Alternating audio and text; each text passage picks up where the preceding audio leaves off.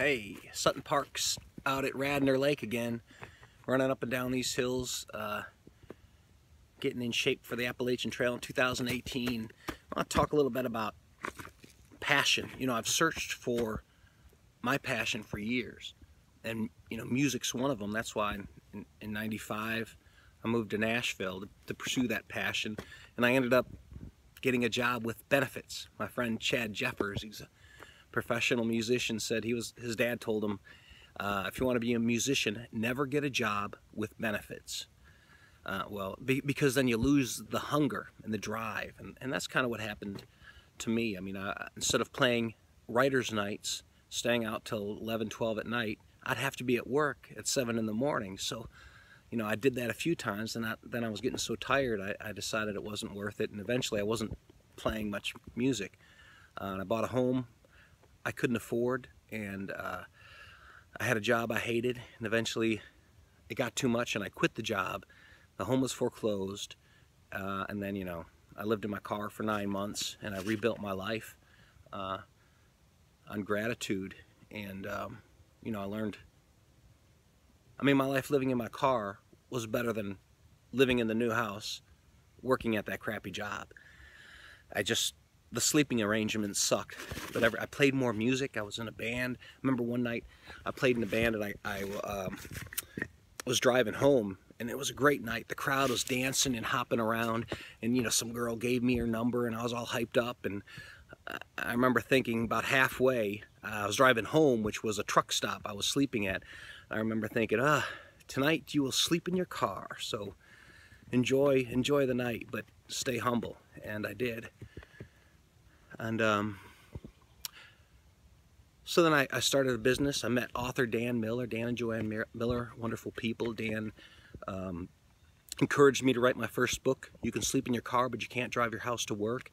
It was basically overcoming depression and homelessness and all that stuff, just by being grateful for all the things that I do have. And that changed my life, and I wanted to get into speaking, because if I could speak with my music, I could still keep that passion for music going.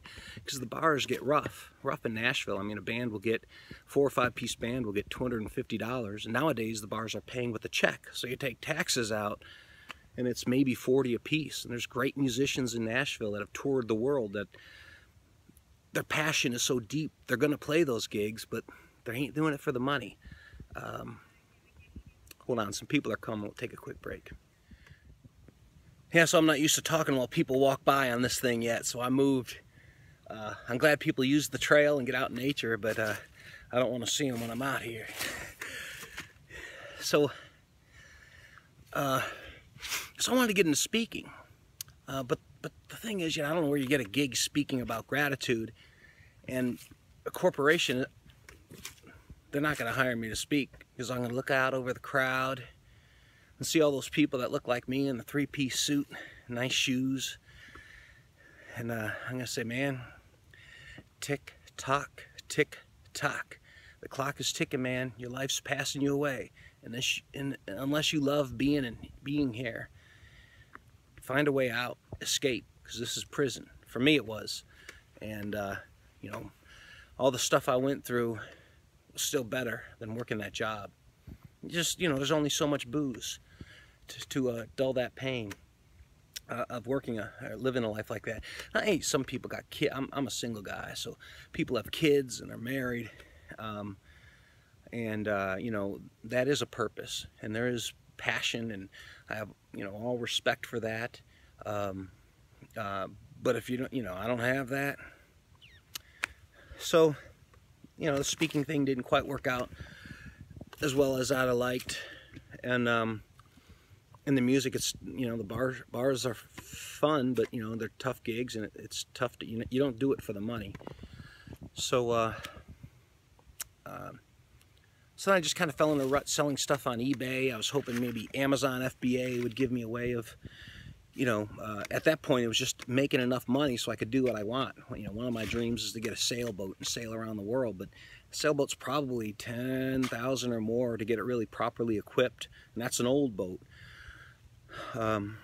So that's kind of tough. But I've always loved, I love playing music, and I love going for long walks. I've always loved being out in nature and going for long walks. And there's something about the solitude. I enjoy thinking and just slowing down. I don't know what it is. It's just wonderful out here. I mean, I could almost break into tears of gratitude. It's so wonderful. If you go on YouTube and see a lot of these people, the one guy I follow is a guy named Seven, S-E-V-E-N. That's his Appalachian Trail name, and he's you can look up hiker trash on YouTube and you'll see some great videos.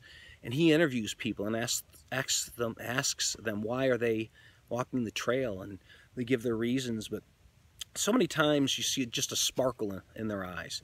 And there's people that are, you know, kind of probably lost souls, probably something I relate to. But man, they're living a life. I have a friend that, well, even that Seven guy, he was homeless. There was a time when he was, for about 2 years, he was, you know, he shares it.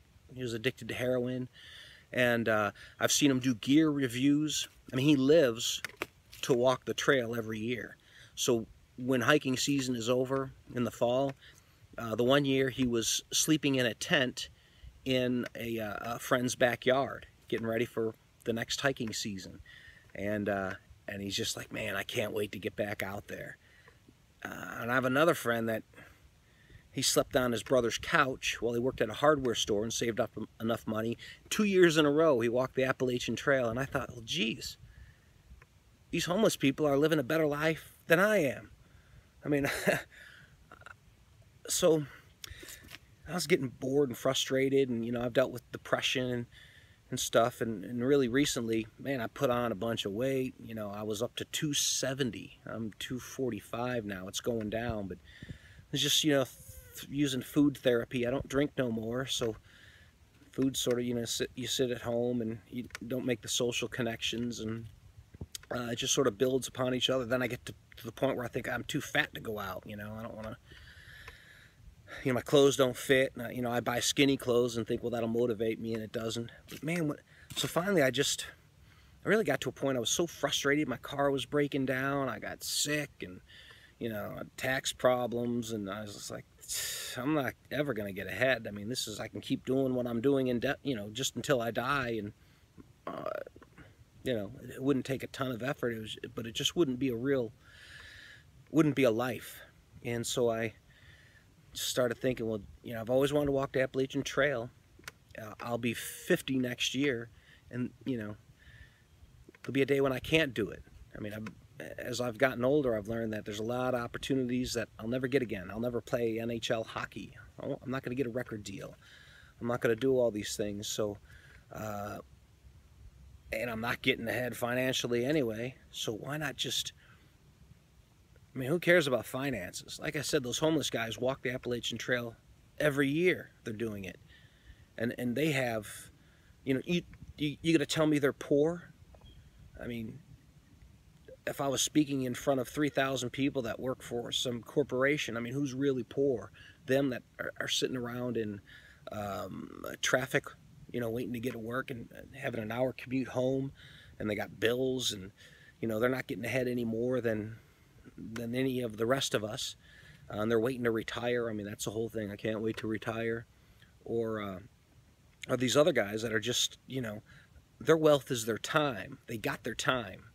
And heck, man, for tens of thousands of years, you know, we lived outside. I mean, it's natural for us to be out here. So sleeping in a tent in a friend's backyard or sleeping in your car ain't, you know, and there's really plenty of, I mean, I used to go to Costco and get the food samples, and if I had $1.50, I can get one of those big ass hot dogs and get a soda. I mean, there's plenty of food around here. So, but it's a real freeing, not having something is really freeing.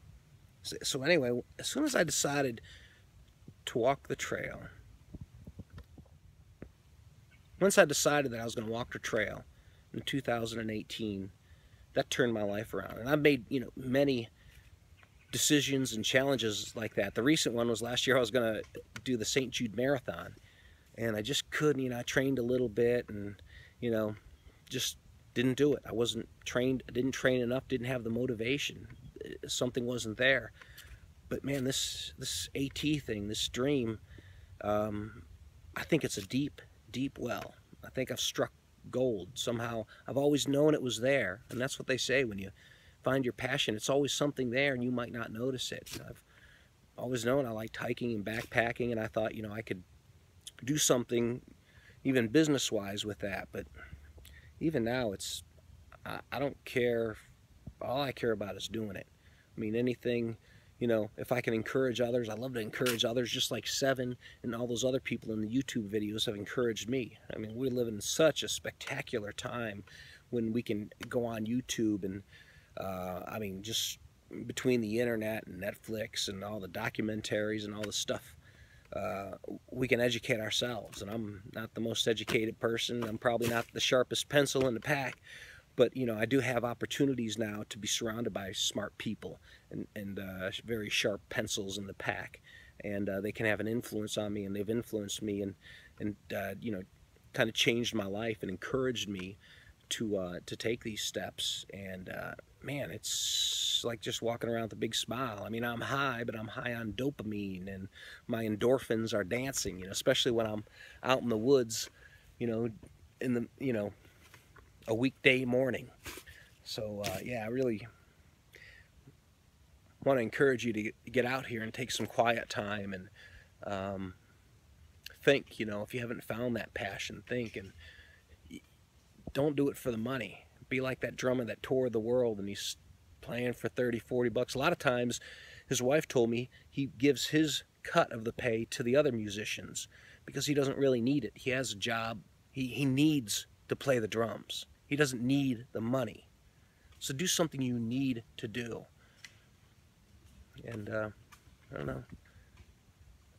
Acorns are falling in the woods. It's fall here in Tennessee. Beautiful state, Radnor Lake. Sutton Parks, man. Connect with me on Facebook, YouTube.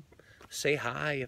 And if I can help you out any way I can, I will. Check out that Seven guy, Hiker Trash. He's got a GoFundMe page where, you know, people give him money. I gave him a couple bucks the other day just as gratitude for his videos, because he's sort of a mentor to me. He doesn't even know it. And he's, you know, he'll just look out in the camera and say, man, you got to get out here. This is wonderful. And that's what I'm saying. Get out here. It's wonderful. And I use my new tagline, change yourself, change the world. Take care.